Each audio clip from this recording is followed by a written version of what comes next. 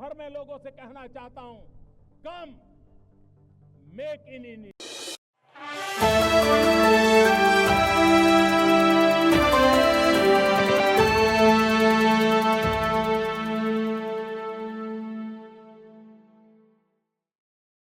आप सभी का अभिनंदन है।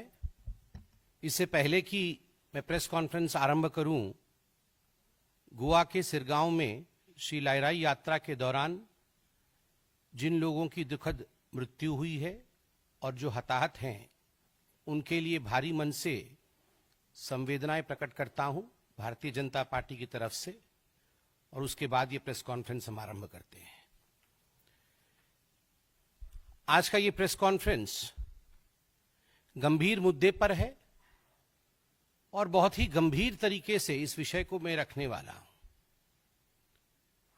भले ही आतंकी हमलों को कांग्रेस पार्टी गंभीरता से न लेती हो, भले ही देश की जनता की भावनाओं को कांग्रेस पार्टी, कांग्रेस के अध्यक्ष राहुल गांधी जी, पूर्व अध्यक्षा श्रीमती सोनिया गांधी जी और गांधी परिवार देश के लोगों की भावनाओं को ना समझते हो, मगर उनको ये छूट नहीं मिलता है कि देश की सेना के मनोबल को बार बार गिराए, देश के लोगों के संवेदनाओं के साथ खिलवाड़ करें। पहलगाम में जिस प्रकार का पाकिस्तान द्वारा स्पॉन्सर्ड टेररिस्ट अटैक हुआ है, पूरे देश में एक गम का माहौल है। सीडब्ल्यूसी की मीटिंग हुई कल। सीडब्ल्यूसी ने अपने मीटिंग में कुछ प्रस्ताव पारित किए। हाथी के दांत दिखाने के और खाने के और हैं। सीडब्ल्यूसी के मीटिंग में जो प्रस्ताव पारित हुए, उसके तुरंत बाद कांग्रेस पार्टी ने एक दूसरा प्रेस कॉन्फ्रेंस कराया, और प्रेस कॉन्फ्रेंस एक बहुत ही महत्वपूर्ण राज्य के पूर्व मुख्यमंत्री, एक बॉर्डरिंग स्टेट, उसके पूर्व मुख्यमंत्री श्री चरणजीत सिंह चन्नी जी द्वारा ये प्रेस कॉन्फ्रेंस किया गया। और आप सोच के देखिए, स्ट्रैटेजिकली ये कांग्रेस का प्लान्ड विजन है कि ये प्रेस कॉन्फ्रेंस भी सीडब्ल्यूसी के मीटिंग के पश्चात एक तरफ खड़गे जी कुछ बोलेंगे एक रिजोल्यूशन के बारे में, और दूसरी तरफ बॉर्डरिंग स्टेट के पूर्व मुख्यमंत्री, वर्तमान के सांसद और उनके एक बहुत बड़े नेता चन्नी साहब पैरेलल प्रेस कॉन्फ्रेंस करेंगे, और पैरेलल प्रेस कॉन्फ्रेंस करके कहेंगे कि 2019 में पुलवामा के समय भारत की सेना ने, भारत की वायु सेना ने जो सर्जिकल स्ट्राइक पाकिस्तान के ऊपर किया था, वो गलत था, वो हुआ ही नहीं था। उनके शब्द हैं, मैं पढ़ रहा हूं। आपके देश पर कोई बम गिरा जाए और आपको पता ना चले, कहीं कुछ नहीं हुआ था, कोई सर्जिकल स्ट्राइक नहीं हुआ था, किसी को पता नहीं चला, कुछ नहीं दिखा, और मैंने तो हमेशा इसका सबूत मांगा है, हमेशा। प्रधानमंत्री जी के 56 इंच के सीने के ऊपर भी उन्होंने प्रश्न चिन्ह लगाया और उनके ऊपर टॉन्ट कसा। आप बताइए, 2019 के सर्जिकल स्ट्राइक को लेकर पाकिस्तान में खलबली मची। पाकिस्तान के तमाम मंत्रियों ने इस विषय को स्वीकारा। पाकिस्तान के मंत्री और पाकिस्तान के सेना के अधिकारी अभी भी कह रहे हैं कि फिर से सर्जिकल स्ट्राइक न हो जाए। आप लोग जो मीडिया के बंधु यहां बैठे हैं, रोज इस पर डिबेट हो रही है, और आप पाकिस्तान के बड़े अधिकारियों के बयानों को बाई रिकॉर्ड चला रहे हैं, जहां वो खुद कह रहे हैं कि हमें डर है कहीं सर्जिकल स्ट्राइक न हो जाए। कोई कहीं गुहार करने भाग रहा है, कोई कहीं और गुहार करने भाग रहा है। और वैसे में कांग्रेस पार्टी का ये प्रेस कॉन्फ्रेंस कि पुलवामा के समय सर्जिकल स्ट्राइक नहीं हुआ, क्या ये भारत की सेना और वायुसेना के मनोबल को नहीं गिराता है? क्या कहीं ना कहीं ये देशवासियों के मनोबल को नहीं गिराता है? मैं ये प्रश्न करना चाहता हूं कि कांग्रेस कोई भी ऐसा अवसर, कोई भी ऐसी कसर क्यों नहीं बाकी छोड़ती जिसमें पाकिस्तान की सेना और पाकिस्तान के सरकार को पाकिस्तान के आतंकवादियों को ऑक्सीजन सप्लाई जहां होता हो। हर समय पाकिस्तान के आतंकवादियों को और पाकिस्तान की सेना को ऑक्सीजन सप्लाई करने का काम ये कांग्रेस पार्टी करती है। उनका मनोबल बढ़ाने का काम ये कांग्रेस पार्टी करती है। ये कांग्रेस का एक तरीका रहा है कि ये लिख के कुछ, मुझे तो कहने में किसी प्रकार का गुरेज नहीं है। ये बाहर से सीडब्ल्यूसी और अंदर से पीडब्ल्यूसी है। ये बाहर से सीडब्ल्यूसी है और अंदर से पीडब्ल्यूसी है। बाहर से कांग्रेस वर्किंग कमेटी है,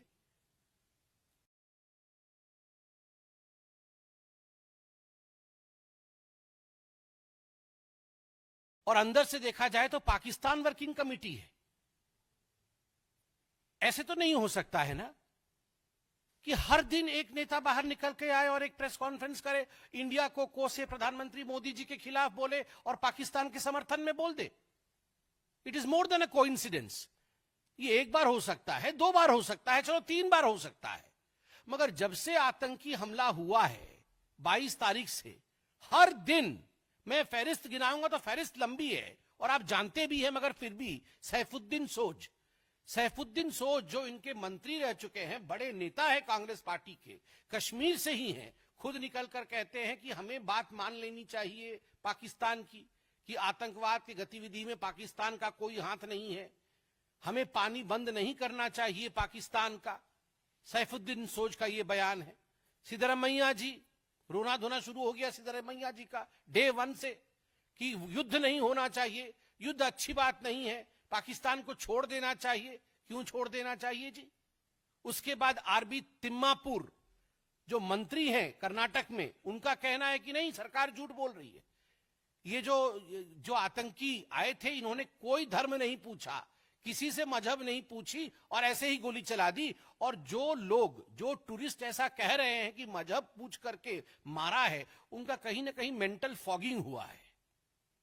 ये आरबी तिम्मापुर का बयान है। बीके हरिप्रसाद, मंत्री कर्नाटक, बड़े नेता कांग्रेस पार्टी के, वो कहते हैं आपके लिए, भारतीय जनता पार्टी के लिए पाकिस्तान दुश्मन राष्ट्र होगा, एनिमी कंट्री होगी, हमारे लिए तो पाकिस्तान नेबरिंग कंट्री है।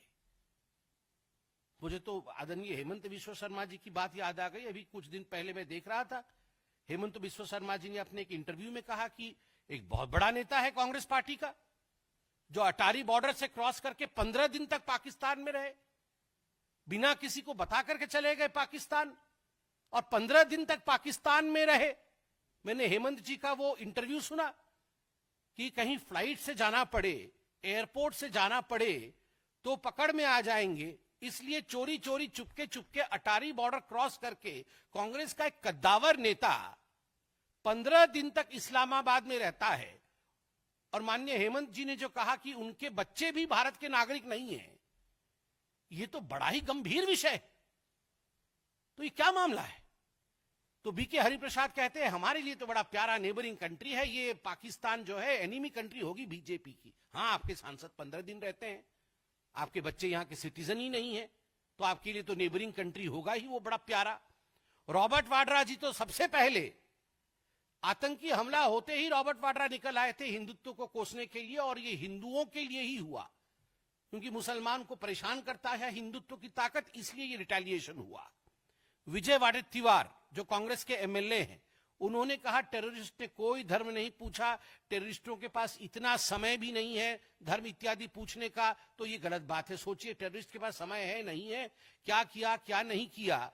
ये बेचारे जो पर्यटक मारे गए उनसे अधिक ये विजय जी जानते थे कांग्रेस के। मणिशंकर अय्यर ने कहा the Pahalgam attack is a manifestation of the unresolved questions of partition. Partition के समय जो अनरिजॉल्व्ड क्वेश्चंस थे उसका ये मैनिफेस्टेशन है, जस्टिफाई कर दिया। और एक मैं बहुत विशेष टिप्पणी कांग्रेस पार्टी के मंत्री हैं हिमाचल प्रदेश में, नाम है चौधरी चंद्र कुमार, ये कृषि एवं पशुपालन मंत्री है, उनके बयान को मैं पढ़ रहा हूं। इस वक्त पूरा विश्व हम पर थूक रहा है, हम पर मतलब हिंदुस्तान पर, इस वक्त पूरा विश्व हम पर थूक रहा है कि हमारे देश में कैसी सुरक्षा व्यवस्था है। पानी और बिजली रोककर किसी से बदला थोड़ी लिया जाता है। जब सरकार इन आतंकवादियों का खात्मा नहीं कर पा रही है तो अंत में पड़ोसी देशों पर थोप दिया जा रहा है कि उन्होंने फैलाया है। दहशतगर्दी तो पाकिस्तान में भी है, अफगानिस्तान में भी है, कनाडा में भी है, अमेरिका में भी है। किसी का पानी और बिजली रोक देने से बदला नहीं होता है। ये इंटरनेशनल एग्रीमेंट है। टेबल पर बैठकर पॉलिटिकल सॉल्यूशन ढूंढना पड़ेगा। गोली बंदूक से कोई हल नहीं होता। 28 अप्रैल को चौधरी इंद्र कुमार, मंत्री हिमाचल प्रदेश, वो बोल रहे पूरी दुनिया हिंदुस्तान पे थूक रहा है और दहशतगर्दी तो बेचारे वो तो पाकिस्तान भी भुगत रहा है। उनका दोष थोड़ी है। ये तो हम अपने आप को बचाने के लिए पाकिस्तान के ऊपर दोष मढ़ रहे हैं, दोष थोप रहे हैं। आप सोचिए, मैं इनको पीडब्ल्यूसी क्यों ना कहूं। ये बाहर से सीडब्ल्यूसी और अंदर से पीडब्ल्यूसी, बाहर से कांग्रेस वर्किंग कमेटी और ये तमाम जो फहरिस्त मैंने गिनवाई है, इनके बयान सुनने के बाद ये अंदर से पीडब्ल्यूसी, और फिर कहते हैं रिजोल्यूशन में हमें स्ट्रेटेजी बता दीजिए, हमें स्ट्रेटेजी बता दीजिए, किस समय, कहां, कैसे, किस हथियार से आप क्या करेंगे, ये स्ट्रेटेजी हमें बता दीजिए। वाह, आपको स्ट्रेटेजी बता दे और आप तुरंत पाकिस्तान पहुंच जाए डिक्लेयर करने के लिए कि ऐसा होने वाला है। तुरंत, बिना, मैं आपको गारंटी करता हूं, इनको अगर स्ट्रेटेजी बताई जाए ये पीडब्ल्यूसी वालों को, तो ये बिना समय गवाए कंपटीशन होगा, होड़ होगा इनके अंदर कि पाकिस्तान को पहले कौन बताएगा। ये सारे पीडब्ल्यूसी वाले वहां पहुंच जाएंगे बताने के लिए। और आपने तो देखा ही होगा, यह भी मैं आपको पढ़ के सुनाता हूं। पाकिस्तान के पार्लियामेंट में सैफुल्ला अब्रू, जो कि सीनेटर हैं पीटीआई के, सैफुल्ला अब्रू ने क्या कहा है, मैं अभी पढ़ देता हूं। सैफुल्ला अब्रू ने कहा कि अखिलेश यादव की समाजवादी पार्टी और आम आदमी पार्टी का जिक्र उसमें किया है और कहा है कि पूरी इंडिया की ऑपोजिशन पहलगाम हमले की मजम्मत, मतलब बुराई कर रही है। चाहे वह दिल्ली की आम आदमी पार्टी हो या फिर उत्तर प्रदेश की समाजवादी पार्टी, कोई मोदी का साथ नहीं दे रहा, सभी विरोध कर रहे हैं। किसी ने मोदी को सपोर्ट नहीं किया। सभी ने कहा कि ये तुम्हारा वाकया है, तुम पहले ही मुसलमानों के खिलाफ हो और अब तुमने अपने आप को ढकने के लिए कोई कवर तुम्हें नहीं देगा। वहां जय जयकार हो रही है अखिलेश यादव की, वहां जय जयकार हो रहा है अरविंद केजरीवाल का पाकिस्तान के पार्लियामेंट में। तो राहुल गांधी ने सोचा, अरे ये हम रावलपिंडी अलायंस वाले, हमारे दो लोगों का तो बड़ाई हो चुका है, तो हम पीछे क्यों ठहरे। चन्नी जी को छोड़ा कि सीडब्ल्यूसी की मीटिंग के बाद तुरंत आप प्रेस कॉन्फ्रेंस करिए, हमारी भी जय जयकार हो वहां पर। अब देखिए, कल से राहुल गांधी की, वैसे ही राहुल गांधी की जय जयकार बहुत हो रही है पाकिस्तान में, कल से उनके सीनेट में भी शुरू हो जाएगा जय जयकार पाकिस्तान में राहुल गांधी का। तो आप सोच के देखिए ये किस प्रकार के लोग हैं और देश के खिलाफ किस प्रकार का माहौल ये पाकिस्तान वर्किंग कमेटी बना रही है। हिंदुस्तान की जनता देख रही है। हिंदुस्तान की जनता इन देशद्रोहियों को जवाब देगी और मोदी जी आतंकवादियों को जवाब देंगे। धन्यवाद।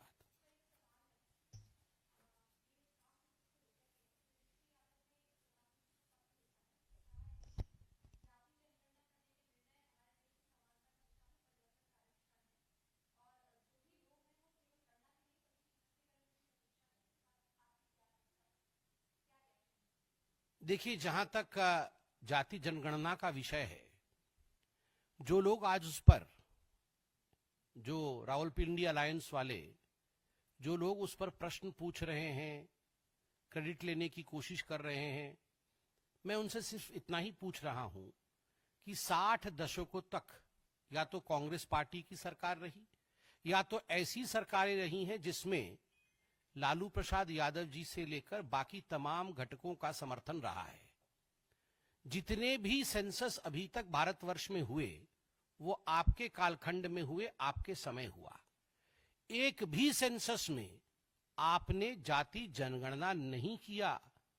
हिंदुस्तान में एक ही बार जाति जनगणना हुई थी, वो 1931 में हुई थी। उस समय आपकी सरकार नहीं थी। 52 के पश्चात क्या एक भी जाति जनगणना, क्योंकि सारे सेंसस आपने कराया, आपके हाथ में विषय था, क्या लालू जी ने नहीं समझाया इंदिरा गांधी जी को? लालू जी ने नहीं समझाया राजीव गांधी जी को, क्यों नहीं किया जाति जनगणना। दूसरा विषय मैं कहना चाहता हूं, ये जाति जनगणना का विषय क्रेडिट का विषय नहीं है, ये डेबिट का विषय है।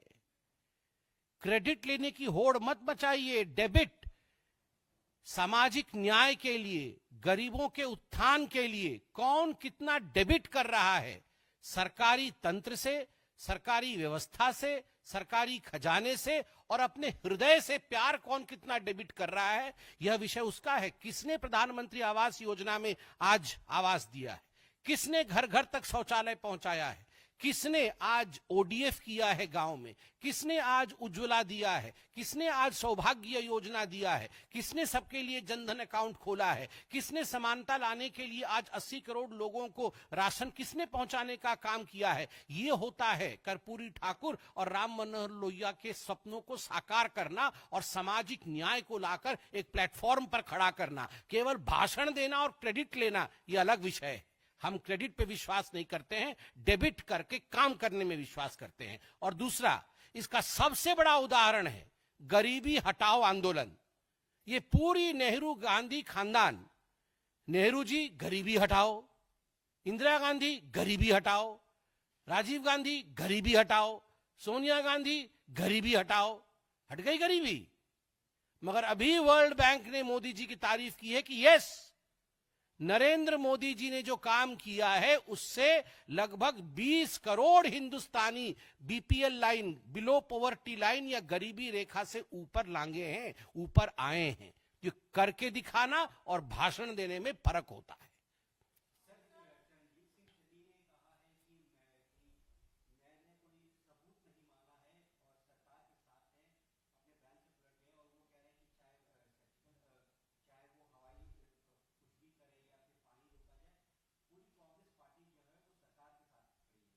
ये जो राहुल गांधी सोनिया जी घर में बैठ के दिन भर यही करते हैं।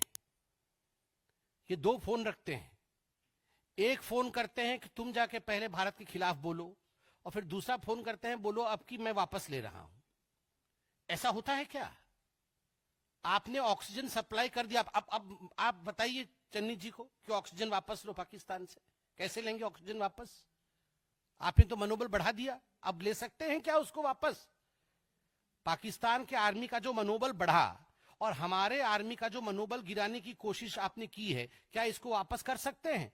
दूसरी बात है, ये पहली पॉलिटिकल पार्टी ऐसी है, मैंने विश्व में कोई पॉलिटिकल पार्टी नहीं देखी, ये कांग्रेस पार्टी ऐसी है जो चिट्ठी लिखती है देश के विरोध में कोई बयान मत जारी करिएगा। हर दिन चिट्ठी लिखती है और हर दिन कोई ना कोई बयान देता है। क्यों? आपको चिट्ठी क्यों लिखना पड़ता है कि देश के विरोध में बयान नहीं देना चाहिए या मत दीजिएगा, ये सब मत बोलिए? क्योंकि आपको पता है कि सारे लोग जो कूट कूट के भरे हुए हैं आपके पार्टी के अंदर, वो सारे एक विचारधारा के हैं। वो जरूर कहीं ना कहीं पाकिस्तान परस्ती में, पाकिस्तान प्रेम में ऐसा बयान देंगे जो देश के विरोधी में होगा, और उसके बाद फिर क्लैरिफिकेशन देते फिरते हैं। ये इनका एक टेक्निक है। मणिशंकर अय्यर से बुलवाएंगे भी और दूसरा पक्ष बोलेगा कि ये हमारा बयान नहीं है।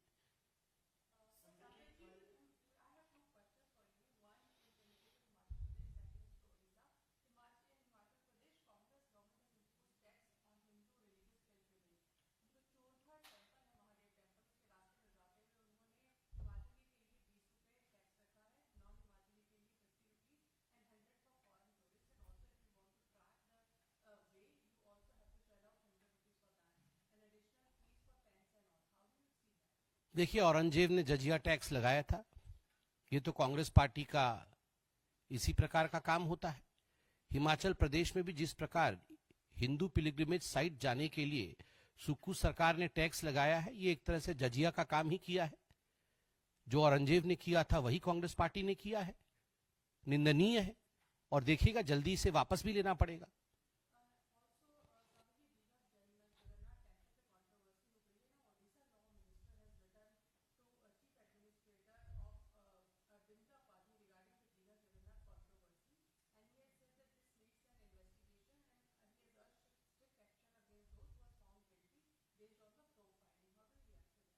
देखिए, आपने मुझसे दीघा में जगन्नाथ मंदिर जो स्थापित हुआ है उसको लेकर प्रश्न पूछा है, और प्रश्न यह पूछा है कि उड़ीसा के कानून मंत्री ने जगन्नाथ मंदिर के टेंपल एडमिनिस्ट्रेशन को इन्वेस्टिगेशन करने के लिए कहा है कि क्या किसी प्रकार की खामी रही है।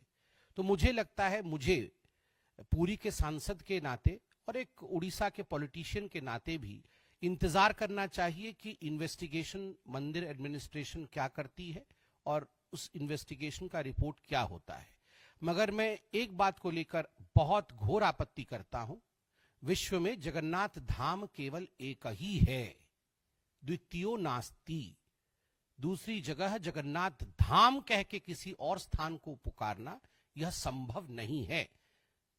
भारतवर्ष में चतुर्धाम है, सनातन में चतुर्धाम है, 4 धाम है, और उनमें एक बहुत ही महत्वपूर्ण धाम जहां नारायण स्वयं निवास करते हैं, जिसको पुरुषोत्तम क्षेत्र और श्री क्षेत्र कहा जाता है, वह जगन्नाथ धाम पुरी है। और इसमें किसी प्रकार का संशय किसी को नहीं होना चाहिए कि कोई और स्थान जगन्नाथ धाम के नाम से बुलाया नहीं जा सकता है। पुरुषोत्तम क्षेत्र और श्री क्षेत्र केवल और केवल पुरी है, जहां स्वयं महाप्रभु निवास करते हैं।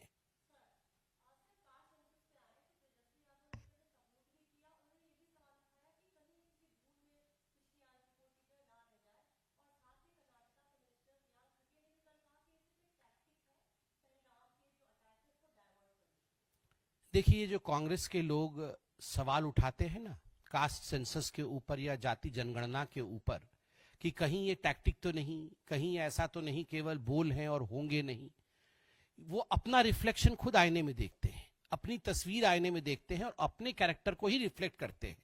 क्योंकि महिला आरक्षण के विषय में भी ये लोग 60 वर्षों तक केवल बोल रहे थे, कर नहीं रहे थे, अपोज कर रहे थे कि महिला आरक्षण होना नहीं चाहिए। टीवी डिबेट में बोलते थे महिला आरक्षण चाहिए, पार्लियामेंट में बोलते थे महिला आरक्षण नहीं होना चाहिए। तो जब महिला आरक्षण हो गया तो इनको लगा ये कैसे हो गया। तो कास्ट सेंसस पे भी 60 दशकों तक सत्ता में रहने के बाद, कास्ट सेंसस नहीं कराने के बाद अब जब हुआ है तो इनको विश्वास नहीं हो रहा है। वो केवल भाषण का मुद्दा चाहते थे, वो कर्तृत्व का मुद्दा नहीं चाहते थे कि कोई कर्म हो उसके ऊपर, वो नहीं चाहते थे। वो केवल, जिसको अंग्रेजी में कहते हैं, they wanted to keep the pot boiling. वो केवल पॉट बॉइलिंग चलता रहे, यहां लड़ाई होती रहे। मगर मोदी जी ने स्पष्ट कर दिया, not for polarisation but for policy transformation. ये जो जाति जनगणना हो रही है, ये पोलराइजेशन के लिए नहीं, ये पॉलिसी ट्रांसफॉर्मेशन के लिए हो रही है। ये कोई चुनावी मुद्दा नहीं है, ये नीति निर्धारण का मुद्दा है। इसके आधार पर नीति निर्धारण होगा। अब इन सब के प्राण पखेरु फड़फड़ा रहे हैं कि अरे ये क्या हो गया, सबको जो है न्याय मिल जाएगा तो हमारा क्या होगा। हम तो दिया सलाई लेके बैठे ही थे कि आग लगाएंगे और चारों तरफ लड़ाई होगी। अब तो लड़ाई होगी नहीं। तो इस कारण से इस प्रकार के बयान आ रहे हैं।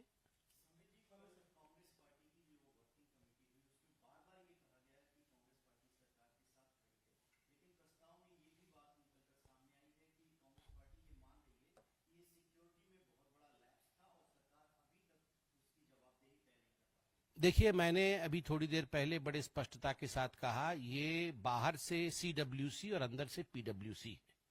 ये बाहर से कांग्रेस वर्किंग कमेटी है और अंदर से पाकिस्तान वर्किंग कमेटी है। जिस प्रकार के बयान रोज रोज इनके नेताओं के आ रहे हैं, आप बताइए। यहां खड़गे जी का प्रेस कॉन्फ्रेंस हो रहा है, पैरेलली वहां पर चन्नी जी का प्रेस कॉन्फ्रेंस क्यों हो रहा है? आपको क्या लगता है ये कोई कोइंसिडेंस था? ये कोइंसिडेंस नहीं था, ये प्लान्ड एक्शन था। एक तरफ यहां पर हाथी के दांत दिखाने के, और वो एक तरफ सीडब्ल्यूसी की एक्टिंग और वास्तविक पीडब्ल्यूसी।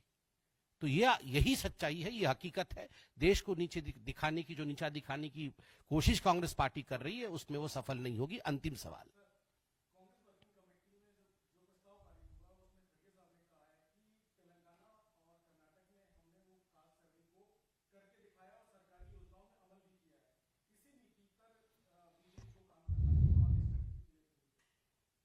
देखिए, भारतीय जनता पार्टी को जनता जनार्दन ने अधिकांश राज्यों में और भारतवर्ष में आशीर्वाद दिया है सेवा करने के लिए। भारतीय जनता पार्टी के कंधे पर, मोदी जी के कंधे पर नीति निर्धारण का पूरा दायित्व सौंपा है। स्वाभाविक रूप से जनता जानती है किस प्रकार नीति बनने से गरीबों का, पिछड़ों का भला होगा और सामाजिक न्याय मिलेगा, मोदी जी वही काम करेंगे। अनवांटेड और अनसॉलिसिटेड एडवाइस जो है, मुझे लगता है कभी कभी नहीं देना चाहिए।